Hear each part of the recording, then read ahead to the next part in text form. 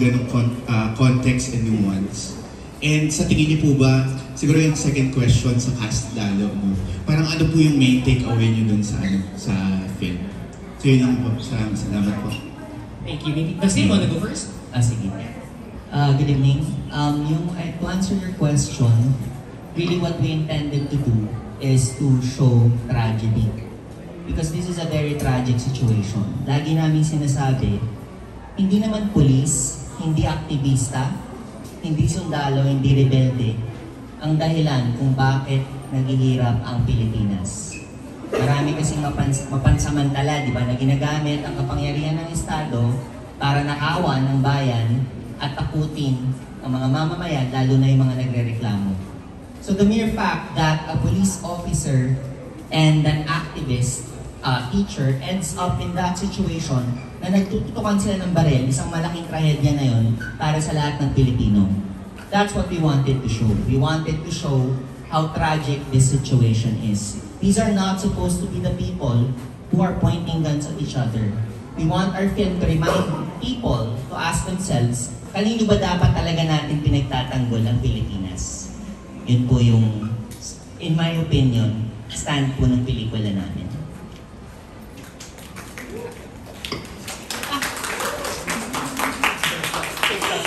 Ako siguro ang main takeaway ko dun sa pelikula is to always ask questions. The film siguro does not give you an answer, but it will make you ask questions, and it's important for us to always ask questions. Kasi kung in-accept na lang natin without yung mga bagay-bagay sa buhay na hindi natin tinatanong ang mga kung bakit na nangyayari ito, parang nilunok na lang natin ng buong-buo ang nangyayari. So, for me, ask those hard questions. At yun naman ang marami dun sa pelikula ang panitanong. Diba? But the film doesn't give you, kumbaga hindi niya pinapromise yung answer, but it will always make you ask questions. Thank you, Ms. Agot.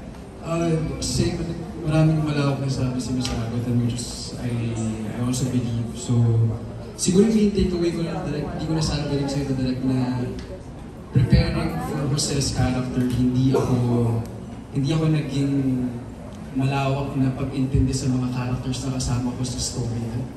Na ako mismo nag-focus ako sa character ko kasi may character si Jose, sobrang curious naman sa buhay, and I wanna go with that flow. So, like, lagi ko tinatanong sa direct na parang, when we watch this, tingin ko ba, nag-gets ko ba talaga yung flow mismo ng story when I watched it.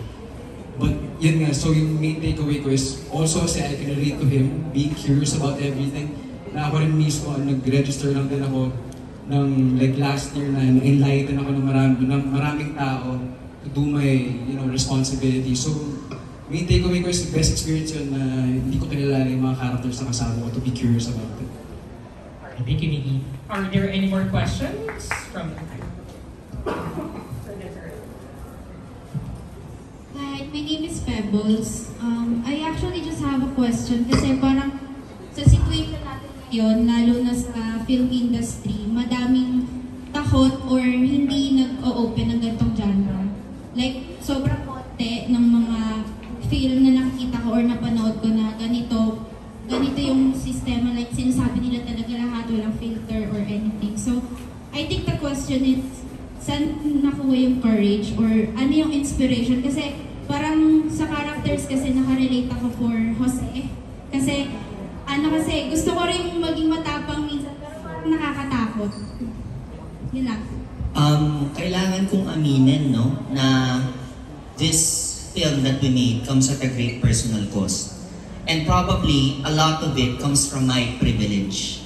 The mere fact that my mom can loan me this money that I can lose, na hindi naman niya ako pagagalitan or itatakwil, malaking bagay yun para magkaroon kami ng tapang. Magkaroon ako ng tapang, sabihin to. Kasi, posible kasi na what if ma-censor o hindi maipalabas, paano mo babawiin yung yung investment na yun. Nakakatakot, especially financially. It comes at a great cost, psychologically, financially, kasi may magkakaroon din kami ng haters, ganyan.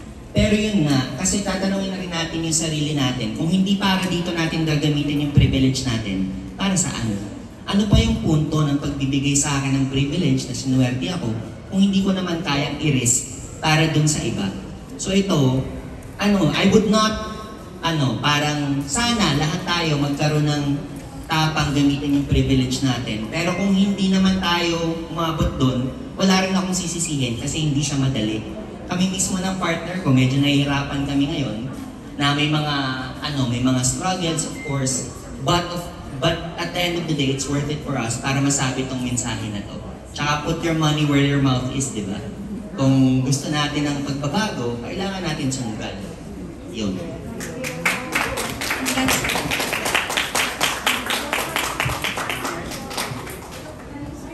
Okay, I was watching it and I was trying to get into your mind. Nung nanonood ako, sabi ko, I am sure that you as a person or the people behind this film are actually on the same side as I am. But sabi ko, it is clear that he is trying to elevate and put into a balance both sides. One is really despicable, the other one is, well, to me, is heroic. So parang, what was the point of that? So I was watching it and I was telling myself, clearly I was very baffled. Parang, why did you do it, number one? And I thought, it's fascinating that you did it. I wasn't making a moral judgment on why you did it. Sabi ko, wow, this is quite a concept. Kung saan parang linagay mo sila sa pantay, di ba? Pareho sila may kapangyarihan. Pareho silang pwedeng to kill each other. One may survive, one may not, and you let the audience decide, right? Which I think is brilliant. Kasi parang in many ways, we really live in a complex society now. As a people, we've been battered so much, we don't know what's right and what's wrong. And some people would probably want to see a film that defines it for them. Na parang itong tama, itong mali. Hindi mo ginawa yun. No? Although your intention, as you said now, that was your intention, right?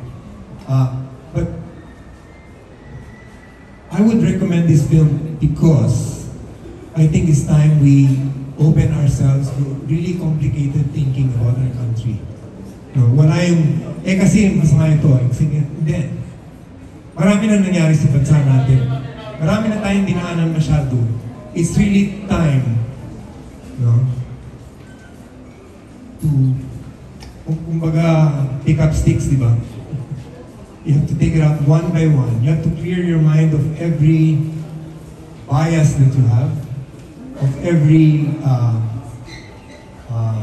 prejudice that you have, without even having to use your morals about it. But this one stops the indignation.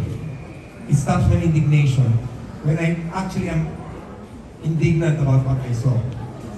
Yung mga bata, yung mga gano'n. Tapos meron ka pang portion na yung mag-asawa na parang, that was so Kafkaesque.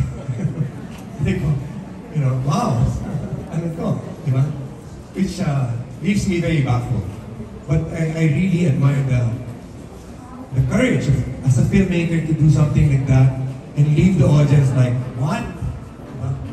As an artist, I think that's what our role is, di ba? It's really not to tell people to take this side or to do that. There's a time for that. But there's a time to say, what if? Kaya nang bahala. That's all I wanted to say. Actually, yung po, sir, madami ring tanong kung why we decided to humanize a police officer. Sa dami ng pinapatay nila, dinesisyonan pa natin, bigyan natin sila ng platform para intindihin. Yung position namin dun, sir, kasi kapag dinihumanize natin sila, kagaya ng ginagawa nila sa mga adik, anong pagkakaiba natin sa kanila? yung decision then to leave the ending ambiguous is also a very tough decision that we made because it's very easy to misinterpret. We could be used for propaganda, ganyan. Pero kinailangan namin, ito yung ang matapang na part is to trust the Filipino, to trust our audience. Kasi feeling ko, kaya tayo natalo sa huling eleksyon, kasi ang dami natin tinuturuan. Kagaya nga ng sinabi ng partner ko, mas madaming tao ang gustong mayakap kaysa matuto. So ito yung attempt na yun. We want to see where everyone is coming from.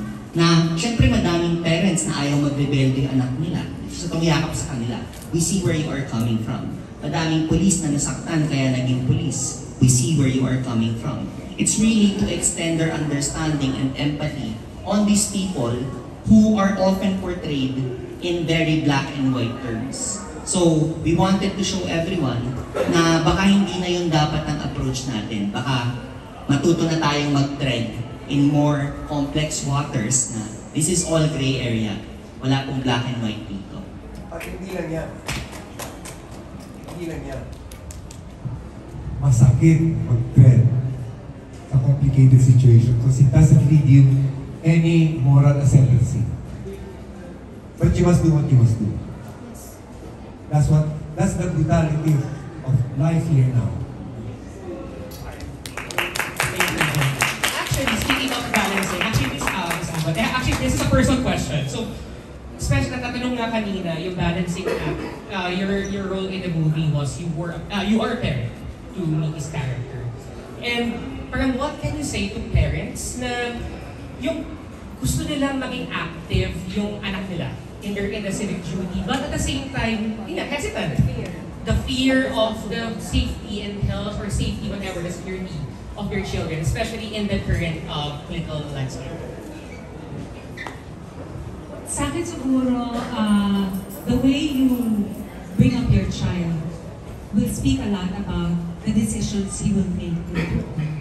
So sa akin, siguro, to trust how you parented your children, di ba? To make the right decisions later on. Kung gusto niyang to be active, that's good. Di ba? At least he's taking an action towards whatever his principles are. Pero sa akin, basic yung, ano yung tutulong mong prinsipyo dun sa anak. So sa akin, yun yung foundation, really, is to strengthen the foundation and then trust your kid to do the right thing.